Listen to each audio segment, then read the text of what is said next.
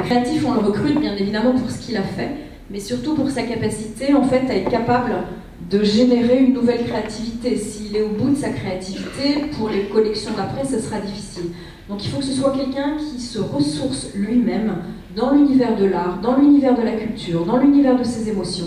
Et c'est comme ça qu'on va se dire, ok, je recrute ce créatif parce qu'il est plein de cette potentialité-là et que sa créativité, qui est un flux, une tension permanente pour améliorer les choses, pour apporter d'autres choses au monde, va tout le temps se régénérer.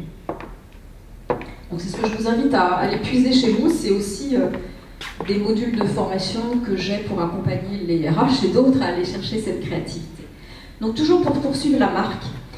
La marque, bon là on a des marques comme Hermès, qui, bon, effectivement c'est une marque très visible, mais la marque ça sert à quoi en fait? Bien sûr c'est matérialisé par un mot, par un nom. Là on a Hermès, on a tout de suite un univers qui est créé, mais c'est vrai aussi pour une marque de lessive ou une marque de, je sais pas, d'alimentaire comme Panzani, n'est-ce pas Flore? Et c'est un repère en fait. Cette marque elle va vous servir de repère. Elle sert de repère, c'est-à-dire parmi tout ce qui m'est proposé, quel repère je vais prendre, quel point d'arrêt je vais prendre. C'est aussi une garantie, la garantie d'une forme de qualité, de service. Je sais à peu près ce que je vais trouver, le niveau que je vais trouver. Et puis la marque, elle se compose de différents caractères, qui vont être des caractères physiques, évidents, son logo, ses produits, etc. Mais aussi de l'intangible, qui va être effectivement son capital image, son capital sympathie, son histoire, son identité.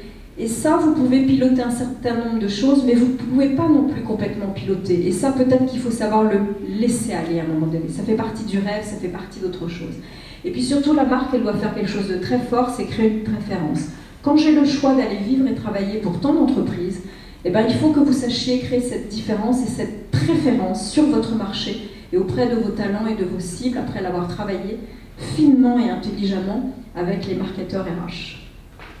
Cette plateforme de marque, elle est importante pour moi parce que souvent, quand on est en marque employeur, on a peut-être envie de faire rapidement, sous la pression de notre comité de direction ou autre, des communications de recrutement rapide ou en tout cas le limiter à une stratégie de communication. Je communique parce que je veux recruter, je communique parce que je veux être visible. Oui, bien sûr, c'est important, mais ça n'est pas le début de la réflexion. C'est une conséquence, à un moment donné, d'une élaboration qui doit être au départ stratégique.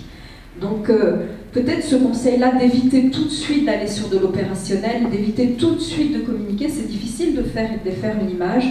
Donc être plutôt d'abord dans cette où j'ai mal, à quoi j'ai mal, comment je veux devenir telle ou telle personnalité, telle ou telle entreprise avec cette visibilité de mon offre sociale. La brand equity, c'est la valeur d'une marque. L'identité employeur fait partie de la valeur générale d'une marque. Ça veut dire qu'à un moment donné, vous allez savoir attirer les talents dont vous avez besoin pour développer votre business. Et ça, c'est de la performance. Et ça s'évalue.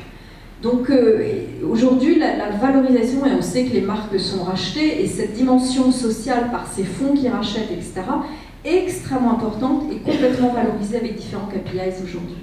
Donc réfléchissez aussi avec vos directeurs financiers à cette notion de valeur de marque, que votre marque employeur enrichit votre plateforme de marque et votre visibilité, votre valeur de marque. Les composantes employeurs, alors moi ça j'aime bien ça parce qu'on en oublie souvent un qui s'appelle le style, et moi je crois beaucoup au style. Le style c'est un stylo, c'est un stylet, c'est comment j'emprunte, comment je mets une empreinte, comment je tamponne, c'est comment je mets une marque, c'est ça un style, c'est comment je grave. Donc on connaît cette identité employeur qui est effectivement votre historique, qui est ce que vous êtes.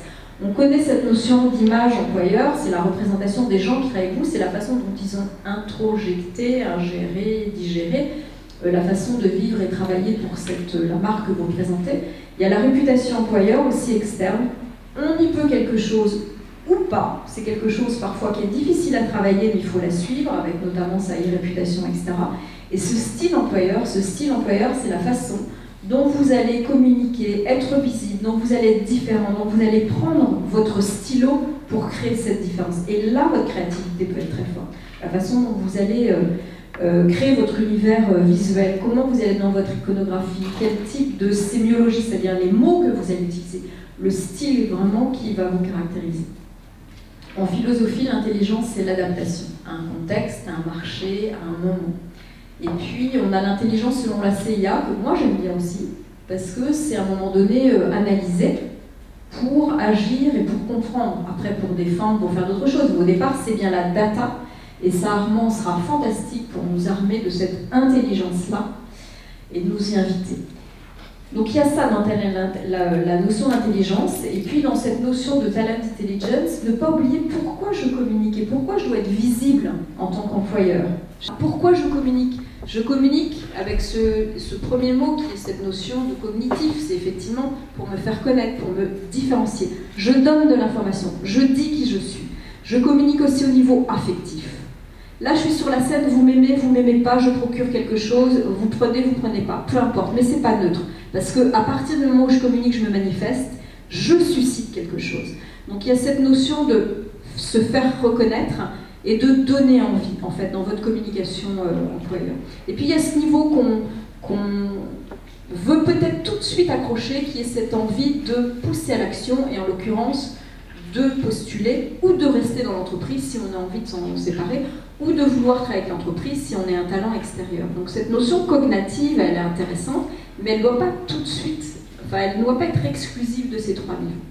Alors notre méthodo, elle est comme ça, bien évidemment avec des idées, c'est qu'on va analyser ce qui existe, ensuite on va définir la cible, là où vous avez mal, ou là où vous avez peut-être pas mal, ou là où vous avez envie d'aller, et puis d'élaborer des plans d'action, et enfin d'aller dans cette visibilité, cette communication. Ces 4 étapes, elles sont juste incontournables et extrêmement intéressantes et extrêmement porteuses sur cette notion d'anticipation et de moyen et long terme.